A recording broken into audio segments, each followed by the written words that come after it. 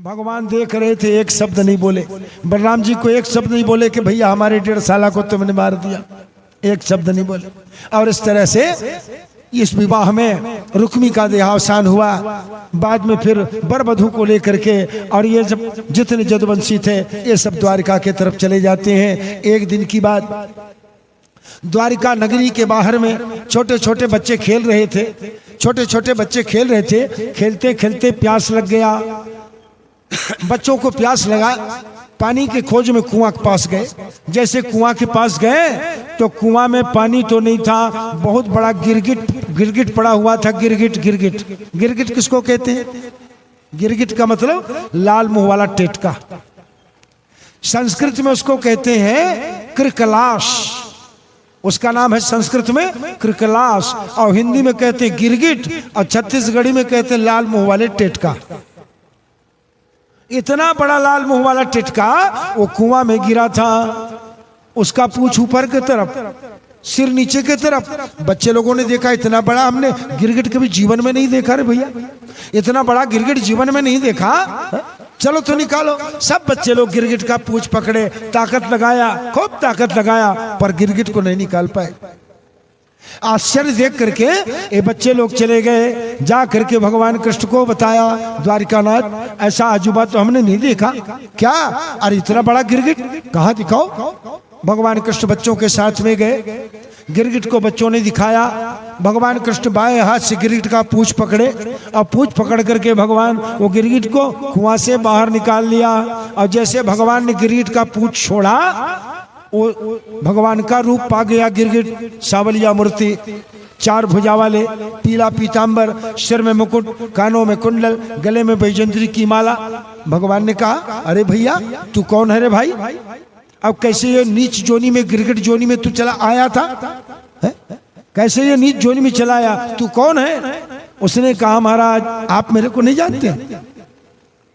उसने कहा, द्वारिकानाथ से कहा, आप मेरे को नहीं जानते। भगवान ने कहा, तू कौन है रे भैया?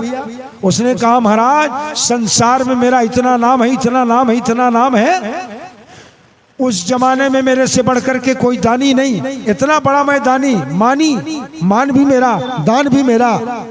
कितना दान किया, कितना दान किया? भगवान ने पूछा, तो क्या दान किए भैया? उसने कहा, मैंने गैया दान किया।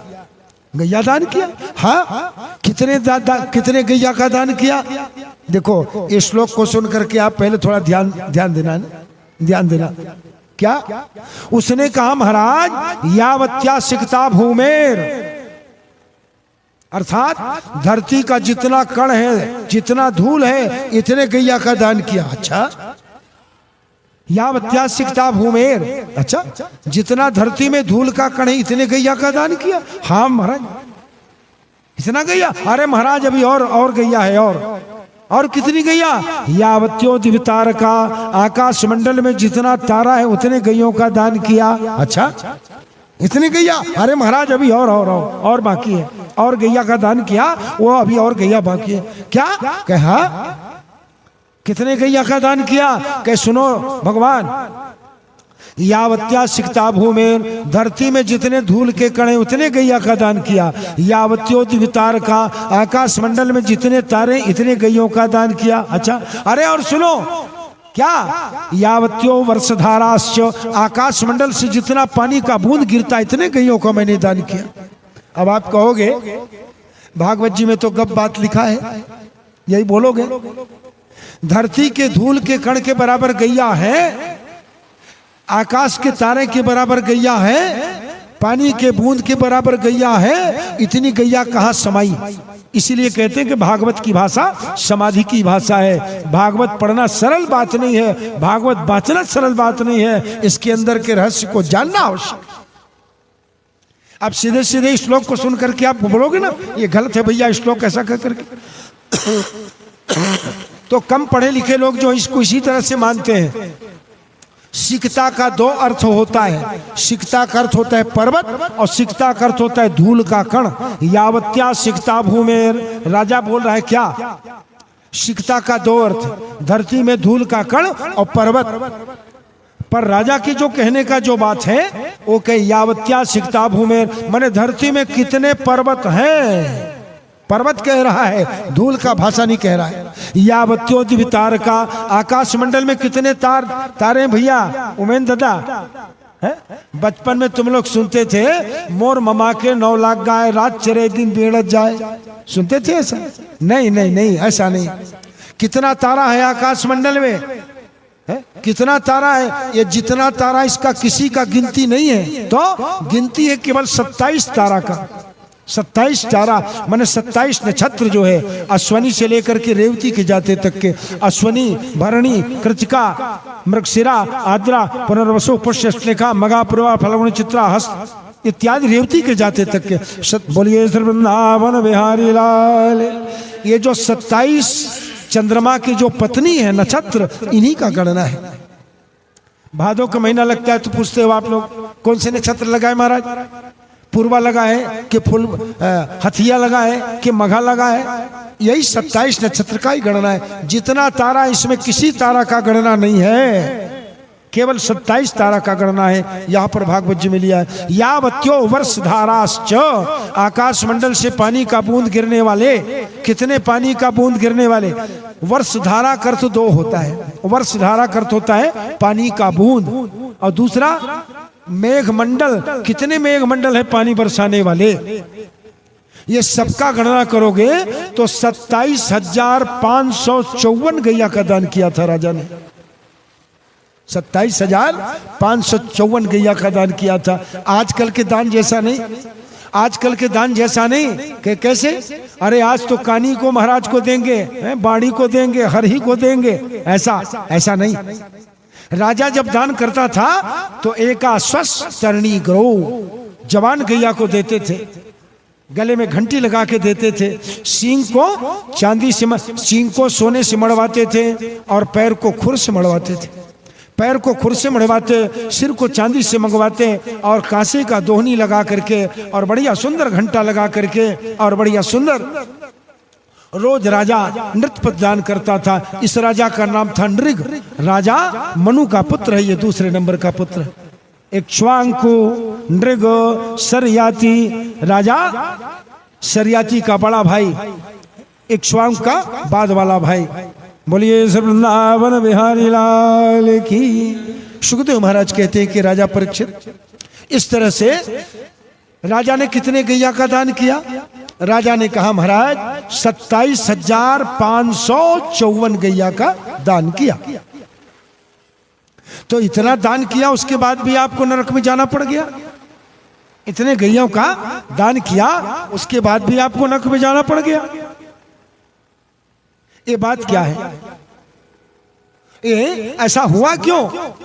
राजा ने कहा महाराज रोज मैं एक गैया का दान करता था, रोज एक गैया, सजा धजा करके गैया का दान करता था। एक दिन एक गैया का दान किया, जो गैया दान में पाया ब्राह्मणों गैया लेकर के चला गया। संयोग से ब्राह्मण के घर से वो गैया छूट गई और राजा के गौशाला में आ गई। दूसरे दिन राजा ने गोदान करने के लिए गैया मंगाया। सेवक लोग अनजाने में इसी गैया को लेकर के आ गए, जो गैया को कल दान किया था राजा ने। राजा अनजाने में कल वाला जो गैया दान किया था, आज उसी गैया को दूसरे ब्राह्मण को दान कर दिया। आज जो ब्राह्मण दान पाया अपना गैया लेकर के चला जा रहा था। कल जो दान पाया था गैया ढूंढता चला आ रहा था। रास्ता में मुलाकात हो गया। कल वाले ने कहा भैया ये गैया मेरी है। आज वाले ने कहा भैया गैया मेरी है, राजा ने मुझको आज दान में दिया।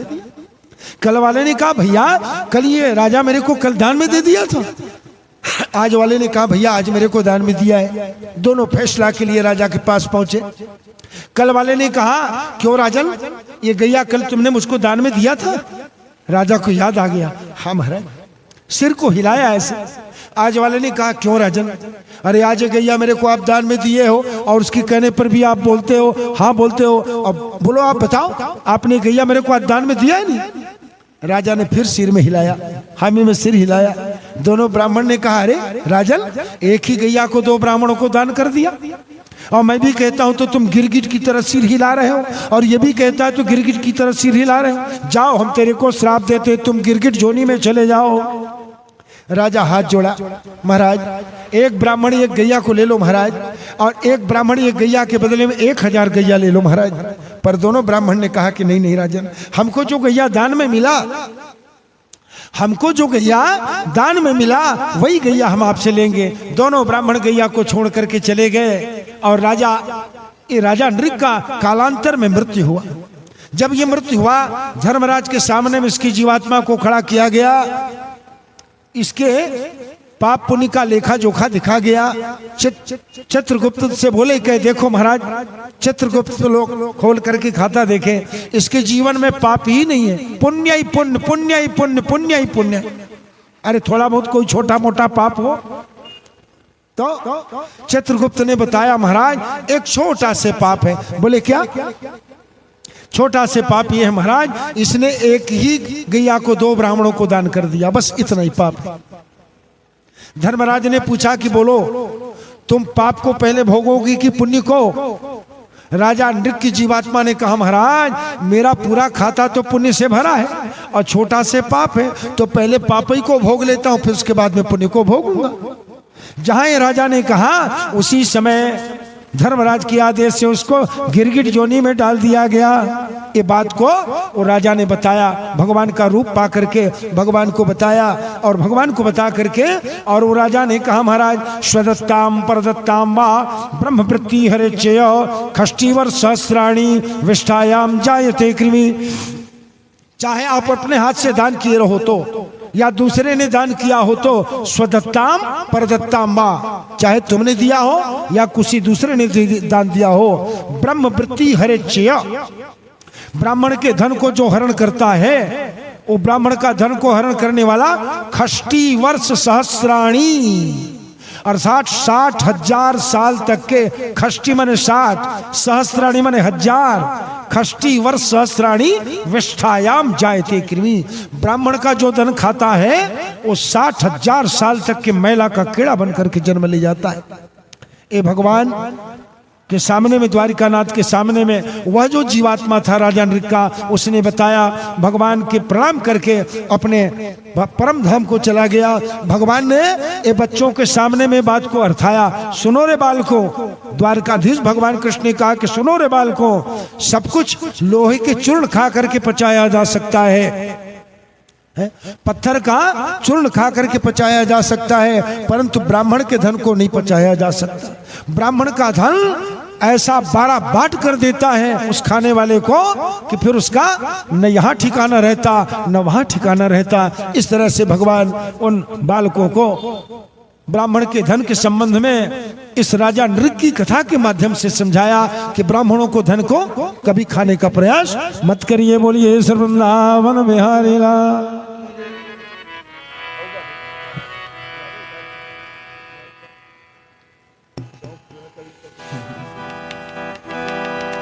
बोल भक्त वत्सल भगवान की जय हो। कलयुग कैसी उल्टी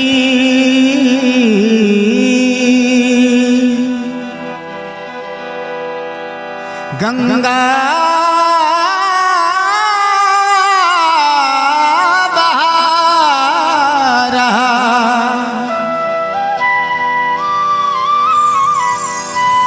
कलयुग ये कैसी उल्टी गंगा बहा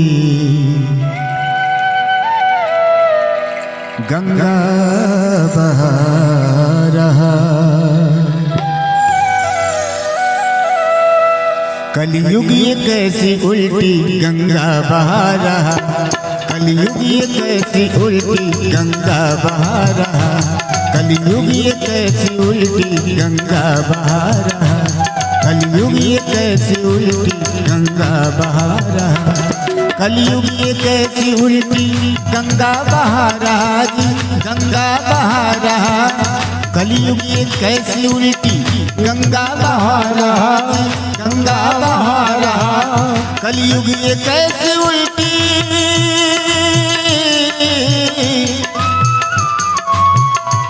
कलयुग ये कैसी उल्टी गंगा बहा रहा।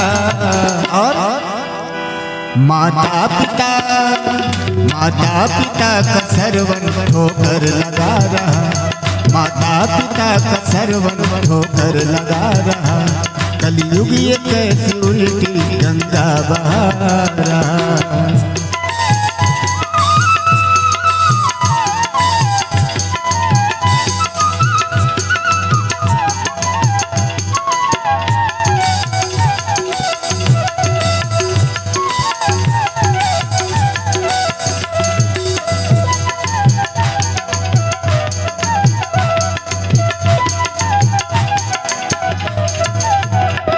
पहले था एक रावण और एक ही सीता, अजी एक ही सीता, अजी एक ही सीता।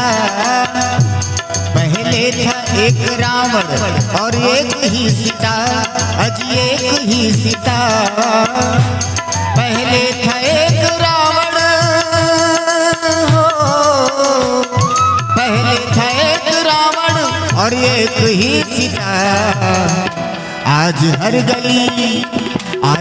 गली में रावण सीता चुरा रहा।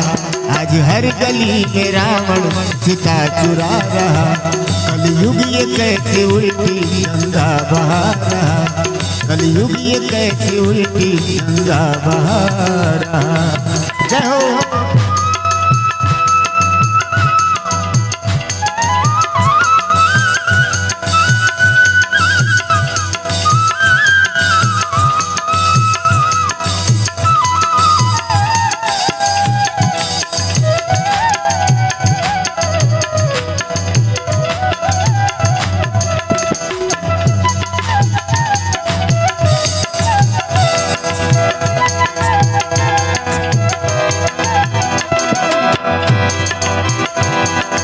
कौन लिखेगा आगे की महाभारत, आगे की महाभारत। अब कौन लिखेगा,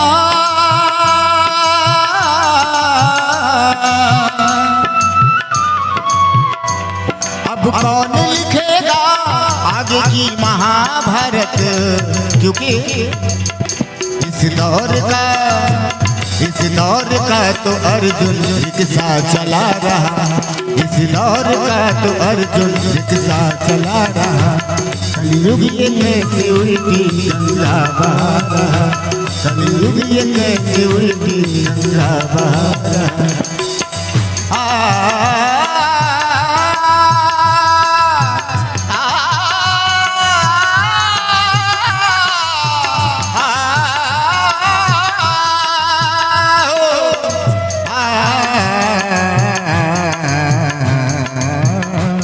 कलयुग ये कैसी उल्टी गंगा बहा रहा। कलयुग ये कैसी उल्टी गंगा बहा रहा। कलयुग ये कैसी उल्टी गंगा बहा रहा। कलयुग ये कैसी उल्टी गंगा बहा रहा। जय जय श्री राधे, जय जय श्री राधे, जय जय श्री राधे। बोलिए सर वृंदावन बिहारी लाल की। परम आदरणीय श्रोता समाज, भगवत कथा रसिक बंधुओं, सुखदेव महाराज कहते हैं कि राजा परीक्षित द्वारिका में रह करके भगवान अनंत लीला करते हैं। अनंत लीला, नित्य नवीन लीला करते हैं। रोज रोज नया लीला, रोज रोज रोज रोज रोज भगवान का लीला। एक दिन की बात, हस्तिनापुर में राजा दुर्योधन की लड़की का स्वयंवर चल रहा था। राजा दुर्योधन की लड़की का स्वयंवर चल रहा था। अब देखो कौरव लोग कितने बलवान। उस समय 3 महाशक्ति थी। हमारे देश में 3 महाशक्ति थी। पहला महाशक्ति था कौरव, दूसरा महाशक्ति था ये जदुवंशी लोग, और तीसरा महाशक्ति के रूप में थे वो राजा जरासंध, जो 20,800 राजाओं को बंदी बना करके रखा था। ये राजा दुर्योधन की एक लड़की, उसका स्वयंवर चल रहा है। स्वयंवर, देश देशांतर के राजा महाराजा आए स्वयंवर में। सुंदर स्वयंवर चल रहा है, राजा महाराजा लोग बैठे हैं। राजा दुर्योधन की लड़की हाथ में फूल की माला लेकर के चली।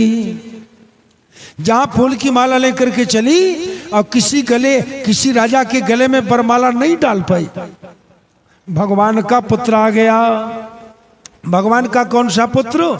जाम्बवती माता का बेटा सांब। सांब महाराज आ गए। देखो ये सांब का अर्थ क्या होता है? ये सांब का अर्थ क्या होता है? एक बार जब हम कथा कह रहे थे मध्य प्रदेश में, बालाघाट जिला में लांजी तहसील में, और लांजी से लगभग 20 किलोमीटर आगे 6 किलोमीटर के बाद में महाराष्ट्र लग जाता है। उस हमारे इधर तो नहीं पूछते, कोई प्रश्न करने वाला नहीं। हमारे इधर कथा बीच में कोई प्रश्न करने वाला नहीं है। आप मध्य प्रदेश जाओ तो श्रोताओं के मन में जब जिज्ञासा हो जाता है, शंका हो जाता है, तो अपने जगह पर उठ करके खड़े हो जाते हैं और तब तक के खड़े रहते हैं कि जब तक के वक्ता उनसे न बोले कि भैया आप कुछ पूछना चाहते हैं। अब एक आदमी खड़ा हो गया। हम भगवान की ऐसी कथा बोल रहे थे। जाम्बवती माता का प्रथम पुत्र सांब हुआ। इतना जब बोले वो व्यक्ति उठ करके खड़ा हो गया। जाति का लोधी है, वो लोग भी लोधी हैं। इधर आपके दमदा के पास में उनके यहाँ से बिटिया आई है, एमपी से, हमारे छत्तीसगढ़ में सोने सरार वगैरह में भी बिटिया आई है। हमने उस आदमी को देखा और पूछा कि दादा आप कुछ पूछना चाहते हैं? वो बोले कि हाँ गुरुजी, हम ये पूछना चाहते हैं, हमने तो सुना कि जाम्बवती माता का संतान ही नहीं हो रहा था, और आप बता रहे हो कि जाम्बवती माता का पहले बेटा का नाम पड़ा सांब। हमने अन्य ग्रंथों से पढ़ा था। हमने उनसे कहा कि दादा आप बिल्कुल ठीक कह रहे हैं। जब जाम्बवती माता को पुत्र नहीं हो रहा था तो भगवान कृष्ण और जाम्बवती माता ये दोनों मिल करके भगवान शंकर और पार्वती का आराधना किया। ध्यान देना, शंकर और पार्वती का आराधना किया। इनकी आराधना से, जाम्बवती और कृष्ण की आराधना से भगवान शिव पार्वती प्रसन्न हो गए। भगवान शंकर ने कहा कि कृष्ण जी परम ब्रूही वरदान मांगो। भगवान द्वारिकानाथ ने कहा कि महाराज मुझको एक संतान चाहिए, जाम्बवती के गर्भ से संतान चाहिए। भगवान शंकर ने कहा तथास्तु। अब ध्यान हो गए भगवान शंकर पार्वती के साथ। भगवान कृष्ण और जाम्बवती द्वारिका में आ गए। समय के साथ में भगवान भोलेनाथ ने पार्वती से कहा कि पार्वती मैं तो कृष्ण जी का पुत्र बन करके जाऊंगा। पार्वती महारानी ने कहा कि भोलेनाथ, भगवान कृष्ण ने अकेले तुम्हारा आराधना नहीं किया तो मेरी भी आराधना किया है। क्या मतलब? पार्वती माता ने कहा कि महाराज मैं भी भगवान कृष्ण के संतान बन करके जाऊंगी, मैं भी सब भगवान कृष्ण के संतान बन करके जाऊंगी, ये पार्वती माता ने कहा। भगवान भोलेनाथ ने कहा अरे भगवान कृष्ण ने तो केवल एक पुत्र की कामना की है। पार्वती माता ने कहा कि महाराज मैं इधर उधर की बात नहीं जानती, आप जब पुत्र बन करके जाओगे तो मैं भी उनके यहां संतान बन करके जाऊंगी। शंकर जी ने कहा तो ये हम दोनों चलेंगे एक साथ, कैसे संभव होगा? पार्वती माता ने कहा कि महाराज मैं नहीं जानती, आप ये व्यवस्था बनाओ आप।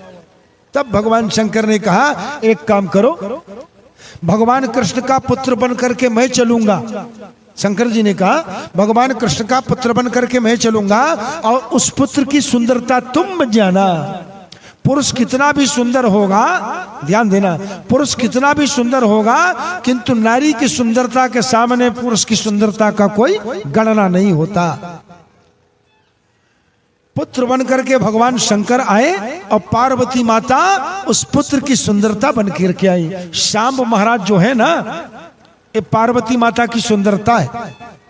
और जब ये पुत्र बन करके आए, शंकर जी पुत्र बने और उस पुत्र की सुंदरता पार्वती माता बनी, और जो संतान हुआ उसका नाम पड़ा सांब। अर्थ छिपा इसके अंदर में, सांब। सांब का अर्थ क्या होता है? शा मने शिव, अम्ब मने पार्वती। शा मने शिव, अम्ब मने पार्वती, इसी का अर्थ होता है सांब। अर्थात शाम के रूप में भगवान कृष्ण के पुत्र बन करके जाम्बवती माता के गर्भ से शंकर और पार्वती दोनों संयुक्त रूप से पुत्र बन करके आए थे। इसीलिए शाम महाराज का उम्र हो गया था पर दाढ़ी मूछा नहीं आया था। इसी शाम महाराज को कल की कथा में आप लोगों को बताएंगे। जदवंशी बालक लोग ऋषि मुनि महात्माओं का अपमान करते हैं ना, कपड़ा में पेट बांध करके, इसी शाम महाराज को ले गए थे। इसी के पेट में कपड़ा बांध दिया था। क्यों? क्योंकि शाम महाराज का दाढ़ी और मूछ नहीं आया था, नारी जैसे बड़े सुंदर दिखाई देते थे, इसलिए।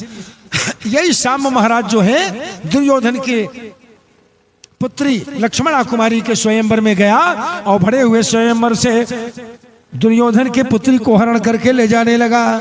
जब ले जाने लगा कौरव लोग नाराज हो गए। देखो, एक जदुवंशी घर का बच्चा हमारे घर की लड़की को हरण करके ले जाएगा। घेरो! द्रोणाचार्य, दुशासन, कर्ण, विकर्ण, भीष्म पितामह सब बड़े बड़े बड़ी मिल मिल करके और शाम महाराज को रोक लिया, घेर लिया। घमासान संग्राम हुआ और संग्राम के बाद लक्ष्मणा कुमारी को लूट लिया गया और भगवान के पुत्र सांब को दुर्योधन के हवालात में डाल दिया गया।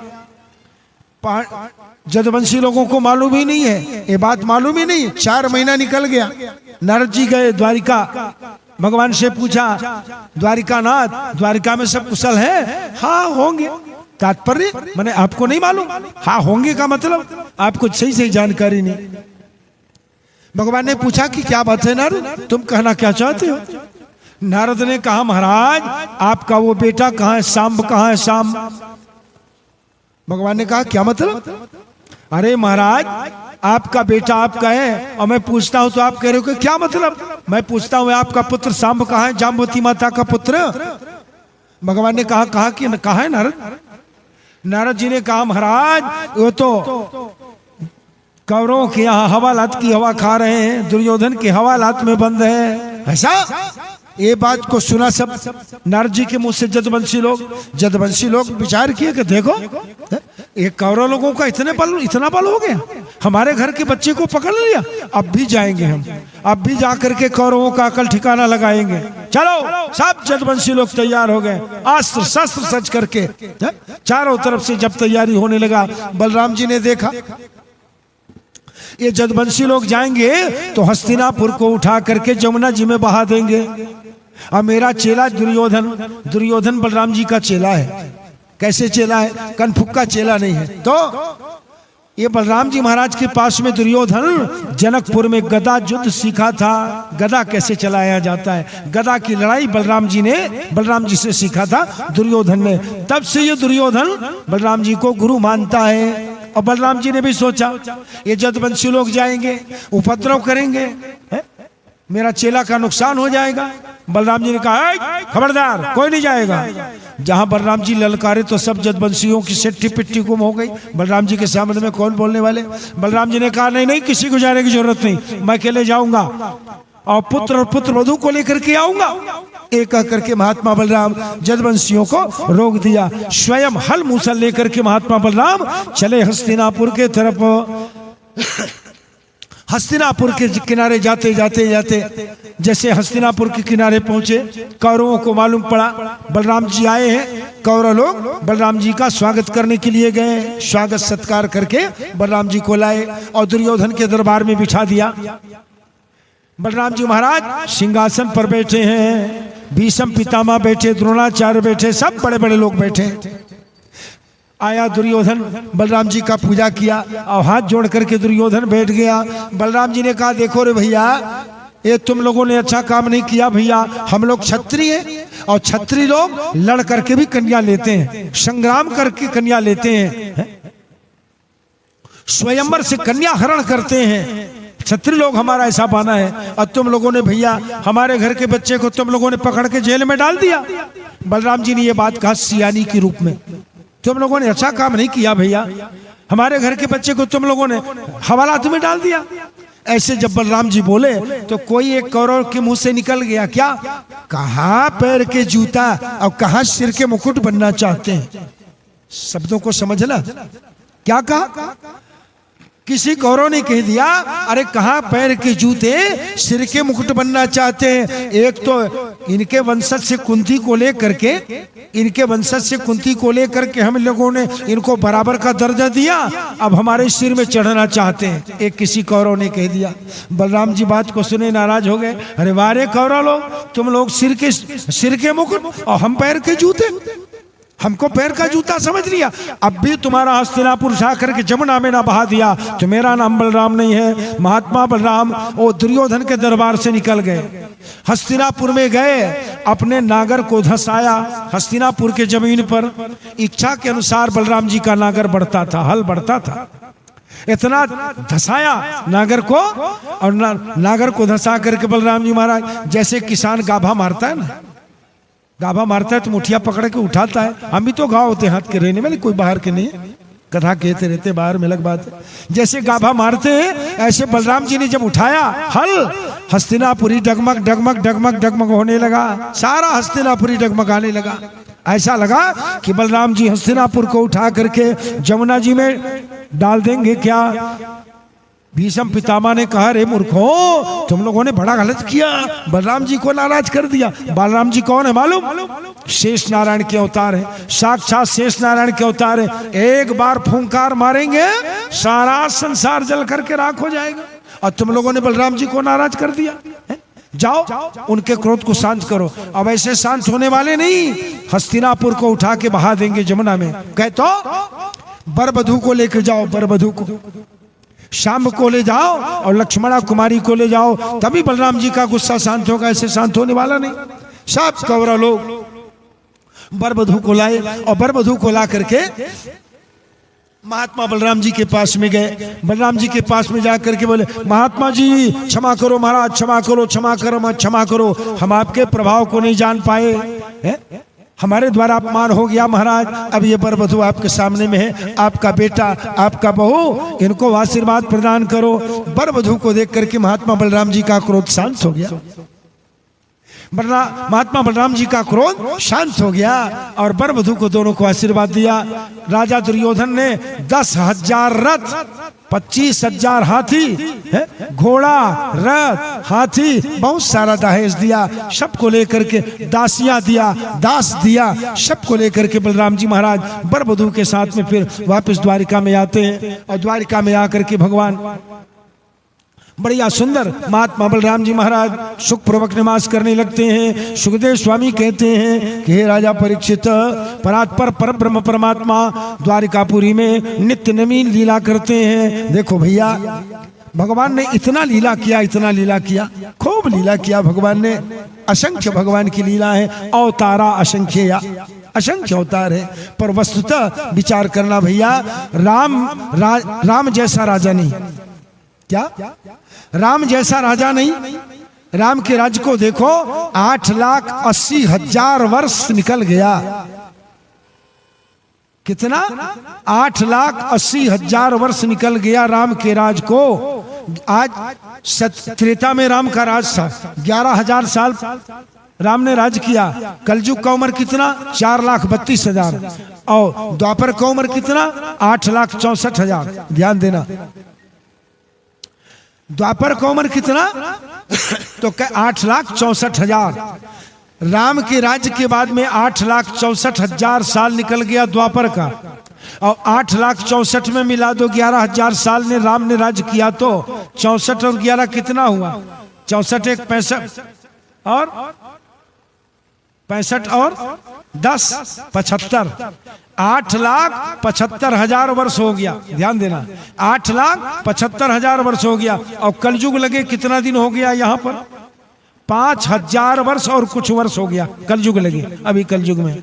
तो 75 में 5,000 और मिला दो, माने 8,80,000 साल निकल गया राम के राज को। अगर लोग देखते हैं दौराबंद में सब सुमसला है, भैया ये गांव में तो राम का राज है, बोलते कितना दिन हो गया राम के राज? 8,80,000। इसलिए राम जैसा राजा नहीं, भरत जैसा त्यागी नहीं, भरत जैसा त्यागी नहीं, शंकर जैसा वरदानी नहीं। एक लोटा पानी चढ़ा दो शंकर जी में, जो चाहो मांग लो। राम जैसा राजा नहीं, भरत जैसा त्यागी नहीं, शंकर जैसा वरदानी नहीं। वरदान में शंकर भगवान वो चोर को भी वरदान दे देते हैं। हाँ, इतने भोले भाले शंकर भगवान। शंकर जैसा वरदानी नहीं, अर्जुन जैसा वाणी नहीं। अर्जुन जैसा वाणी का अर्थ होता है दोनों हाथ से एक बराबर बाण चलाने वाला। दोनों हाथ से, इधर से उतना ही बाण चलाता, इधर से उतना ही बाण चलाता। इसलिए अर्जुन का नाम पड़ा था सव्यसाची। सव्यसाची। और इस तरह से अर्जुन जैसा वाणी नहीं, कर्ण जैसा दानी नहीं, कर्ण जैसा दानी नहीं पाओगे। इसी तरह से दुर्वासा जैसा क्रोधी नहीं, हरिश्चंद्र जैसा सत्य का प्रेमी नहीं, ध्रुव जैसा तपस्वी नहीं, सीता जैसे सती नहीं, सावित्री जैसे सौभाग्यवती नहीं, और दुर्योधन जैसा नीच नहीं, दुर्योधन जैसा नीच नहीं, और कृष्ण जैसा मित्र नहीं, कृष्ण जैसा मित्र नहीं। संसार में भगवान कृष्ण की मित्रता से बढ़कर के और कोई मित्रता नहीं है। एक छोटा से प्यारा से फिर भजन श्रवण करो, फिर उसके बाद में महात्मा सुदामा जी की कथा, भगवान कृष्ण की मित्रता की कथा आपको बताएंगे। आज की कथा को ज्यादा विलंब तक के नहीं ले जाएंगे। बोलिए श्री वृंदावन बिहारी लाल की जय हो। सावरी सूरत पे मोहन दिल दीवाना हो गया। सावरी सूरत पे मोहन दिल दीवाना हो गया। सावरी सूरत पे मोहन दिल दीवाना हो गया। दिल दीवाना हो गया मेरा, दिल दीवाना हो गया। दिल दीवाना हो गया मेरा, दिल दीवाना हो गया। सावरी सूरत पे मोहन दिल दीवाना हो गया। सावरी सूरत पे मोहन दिल दीवाना हो गया।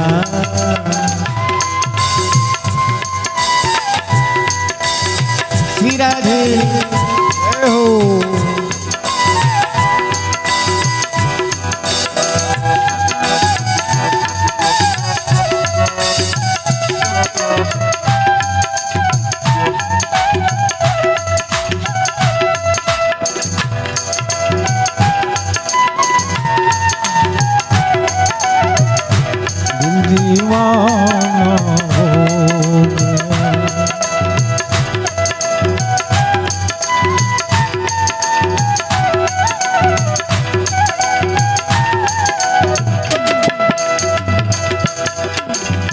एक तो तेरे नैन तिरछे, दूसरा काजल लगा। एक तो नैन तिरछे, दूसरा काजल लगा। एक तो तेरे नैन तिरछे, दूसरा काजल लगा।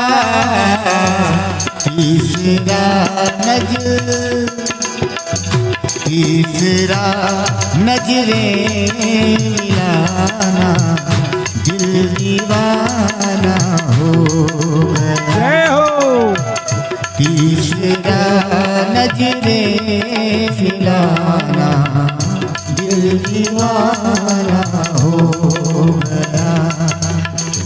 सावरी सूरत पे मोहन दिल दीवाना हो गया।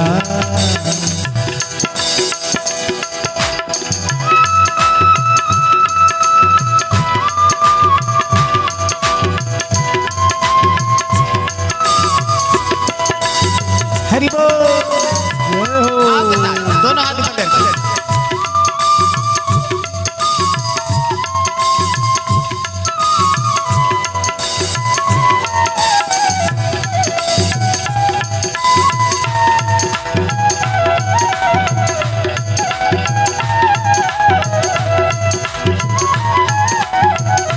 सावले सूरत पे मोहन दिल दीवाना एक तो तेरे होंठ पतले, दूसरा लाली लगा। एक तो तेरे होंठ पतले, दूसरा लाली लगा।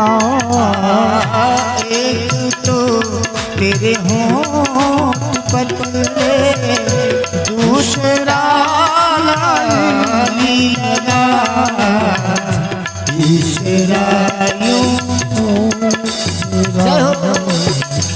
तीसरा यूं मुस्कुराना, दिल दीवाना हो गया। सावरी सूरत के मोहन, दिल दीवाना हो गया। सावरी सूरत के मोहन, दिल दीवाना हो गया। दिल दीवाना हो गया मेरा, दिल दीवाना हो गया। दिल दीवाना हो गया मेरा, दिल दीवाना हो गया। सावरी सूरत के मोहन, दिल दीवाना हो गया। सावरी सूरत के मोहन, दिल दीवाना हो गया। सावरी सूरत के मोहन, दिल दीवाना हो गया। जय जय श्री राधे, जय जय श्री राधे, जय जय श्री राधे। बोलिए श्री वृंदावन बिहारी लाल की। परमादरणीय श्रोता समाज, भगवत कथा रसिक बंधुओं, श्रद्धामयी माताओं, सुखदेव महाराज कहते हैं कि राजा परीक्षित जब भगवान कृष्णचंद्र शांदीपनी गुरु के घर में पढ़ते थे, वहीं पर एक सुदामा नाम करके ब्राह्मण भी पढ़ता था। बलराम कृष्ण जब दोनों ये शांदीपनी गुरु के आश्रम में पढ़ने गए, एक सुदामा नाम करके ब्राह्मण बालक ये भी पढ़ने गया। और विद्या अध्ययन करके बाद भगवान जब वापस लौटे तो आए मथुरा। भगवान तो आ गए मथुरा, पर ये सुदामा जो था अपने पोरबंदर सुदामापुरी चला गया। समय के प्रवाह के साथ में भगवान मथुरा से चले गए द्वारिका। द्वारिका में जाकर के भगवान 16,108 रानियों से विवाह करके द्वारिका के अधिपति बन गए। और ये सुदामा अपने कुटिया में रहता था, घास फूस की कुटिया, साधन कुछ नहीं था, भिक्षा मांगता था। इसकी पत्नी का नाम था सुशीला। जैसे सुदामा बड़ा निष्प्रिय, भगवान का भक्त, परम भक्त, इसी तरह से उसकी पत्नी भी जो थी मैली कुचैली कपड़ा पहनती थी, क्योंकि घर में कपड़ा ही नहीं था। सुशीला के घर में कपड़ा ही नहीं था, सुदामा के घर में कपड़ा ही नहीं था, तो ये सुशीला जो थी मैली कुचैली कपड़ा पहनती थी। सुदामा महाराज भीख मांगते थे, जितना जरूरत उतना ही भीख मांगते। रोज सुदामा जी के पास में एक गमछा था और एक धोती था, और बाकी कुछ नहीं था। घास फूस की कुटिया थी, चटाई में सोते थे। सुदामा भिक्षा मांगता था, भिक्षा मांग करके लाता, सुशीला को देता, उसी को बनाती, और दोनों सुदामा और सुशीला बड़े प्रेम से खाते। रात को सुदामा जब सो जाते, सुशीला सुदामा के पैताने के तरफ चटाई में सो जाती। रात को रोज सोच सोच सुदामा अपने पत्नी सुशीला से चर्चा करते, अरे सुशीला, हमारे एक बाल्यकाल का मित्र है, हमारे एक बाल्यकाल का मित्र है जिसका नाम है श्री कृष्ण। श्री कृष्ण। सुशीला पूछती तो बताते, अरे सुशीला, हमारा ये जो बाल मित्र है ना, हमारा जो बाल सखा है ना, ये द्वारिकापुरी में रहता है। द्वारिकापुरी में, द्वारिकापुरी के महल में रहता है। सुवर्ण की महल है उसके पास में, सुवर्ण का महल है, सोने का बिस्तर है, सोने का पैरदान। ऐसा मेरा कन्हैया। रोज रोज चर्चा करते। और सुशीला कहती, महाराज कभी आप गए उनसे मुलाकात करने? कभी आप उनसे गए मुलाकात करने? सुदामा कहते, ना, मेरा कन्हैया वहां ठीक रहे, खुश रहे, और मैं अपनी कुटिया में बढ़िया से आनंद से हूं। ऐसे रोज सुदामा चर्चा करता और रोज भिक्षा मांगने जाता। ऐसे गरीबी में सुदामा का जीवन व्यतीत होते होते होते होते है? पैरों में जूता नहीं, सर में पागा नहीं, तन में कोई झंगा नहीं। महात्मा सुदामा भीख मांगने जाते और भीख मांग करके लाते। जूता न पहने के कारण से उनके पैरों में बीमारियां फट गई थी। गरीबी में समय चल रहा था, इसलिए सारा शरीर का मांस हड्डी में चिपक गया था। गाल सुदामा का पिचक गया था, बाल उखड़ गया था, थोड़ा बहुत जो बाल था वो भी थोड़ा बहुत बाल था। दुबली पतली काया सुदामा जी का, हड्डी में मांस चिपका हुआ, पेट पीठ से चिपका हुआ, पैरों में फटी हुई बीमारियां, गड़े हुए कांटे। महात्मा सुदामा रोज जाते, भिक्षा मांग करके लाते, सुशीला को देते, रोज भोजन करते, रोज रात को चर्चा करते। अरे सुशीला, मेरा मित्र, मेरा बाल सखा, मेरा बाल कृष्ण, ऐसा ऐसा ऐसा रोज रोज सुदामा कहते। एक दिन सुशीला ने कहा, महाराज, अरे आप जिस मित्र की बात करते हो महाराज, अरे कभी तो चले जाओ उसके घर में। आप इतने बड़े मित्र हैं, बता रहे हो, द्वारिका के महल पर रहते हैं, सुवर्ण की महल पर रहते हैं, सोने के पलंग पर सोते हैं, सोने के पैरदान पर पैर रखते हैं, सुवर्ण की चांदी की थाल पर भोजन करते हैं। आप जाओगे, हमारी गरीबी को देखेंगे वो, और हमारी गरीबी को देख करके हमको कुछ दे देंगे। बार बार रोज रोज सुशीला कहती और सुदामा टालते जाते। एक बार हुआ, दो बार हुआ, तीन बार हुआ।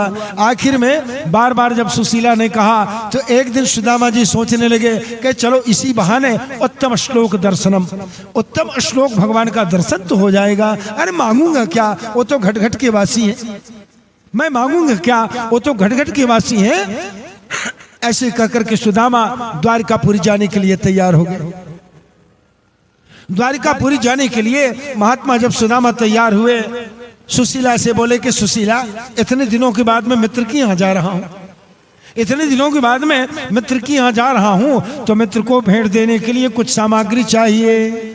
मित्र को देने के लिए भेंट देने के लिए कुछ सामग्री चाहिए। सुशीला ने कहा, महाराज घर में तो कुछ नहीं है महाराज, आप थोड़ा देर रुको, थोड़ा देर, मैं जा करके पड़ोसनों से मंग कर के लाती हूँ। और महात्मा सुदामा द्वारिका में जाने को तैयार हैं और उनकी भेंट भलाई के लिए सुशीला 4 घर में जाती है। ब्राह्मणों के घर में गई, 4 घर के ब्राह्मणों के घर में गई। ब्राह्मणियों ने उनको दिया, 4 घर में 4 मुट्ठा चावल मिला। किसी के घर का मोटा, किसी के घर का पतला, किसी के घर का खंडा। इतना सा 4 मुट्ठा चावल लेकर के सुशीला आई और एक कपड़े पर गांठी लगा दिया, सुदामा जी को दे दिया। महाराज हमारे घर में जो है वही तो देंगे ना द्वारिकानाथ को, हमारे पास जो है वही तो देंगे ना, कोई बात नहीं सुशीला, लाओ लाओ लाओ, अपने मित्र के घर में जा रहा हूँ, इतने दिन के बाद जा रहा हूँ, तो ये जो भी भेंट है मेरे पास में वही सब सर्वोपरि है। कह करके महात्मा सुदामा अपना लोटा मंगाया, रस्सी मंगाया। आज का जमाना जैसे नहीं कि हैंडपंप जैसा, उस जमाना में कुआं और बावली का जमाना था, द्वापर युग की बात है। सुदामा जी ने रस्सी मंगाया, लोटा मंगाया, ताकि लोटे में रस्सी लगा करके कदाचित प्यास लगे तो पानी निकाल लूं, पी लूं। बगल में पोटला दबाया और महात्मा सुदामा निकल पड़े पोरबंदर सुदामापुरी से द्वारिका के लिए। दुबली पतली काया, फटी हुई बीमारियां, खुला बदन, नंगा सिर, माने साफा नहीं। महात्मा सुदामा राम कृष्ण कृष्ण राम, राम कृष्ण कृष्ण राम, ऐसे कहते हुए महात्मा सुदामा द्वारिका की तरफ चलने लगे।